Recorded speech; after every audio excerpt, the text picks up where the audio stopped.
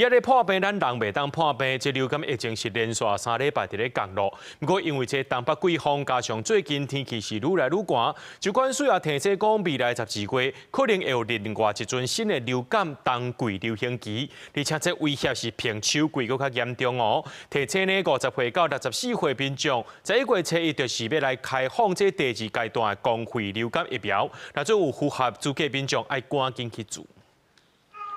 隔当8个月，这波流感就可能脱离流行期。疾管署公布，顶礼拜国内类流感门诊急诊人数大约是11万人次，已经连续3礼拜下降，预估11月中脱离流行期。但是12月下旬会有一波新的流感流行期出现，而且可能会比这届更加严重。 预估这一波秋季流感11月中旬退烧之后，可能在12月中下旬又会再起哈，所以在春节前后还是会有一波冬季流感，还是请民众要把握机会来先打好疫苗。 根据疾管署的统计，虽然为着流感的人数减少，但是顶礼拜也是有增加38例流感并发重症，甲13例死亡个案，拢是以 H1N1 和 H3N2 为主。其中上细汉的个案，敢若9岁，无特殊的病史，发病到往生无到1个月的时间。比较年轻的是这个9岁大的，在中部的男童出现了活动力下降、语言不清的情形。那医师是研判说，他可能是这个流感重症有并发的急性坏死性脑病变。治疗之后，他的症状还是没有改善哦，他是在这个10月下旬还是不幸的过世。疾管署表示，目前公费流感预防车已经有396万人次完成注射，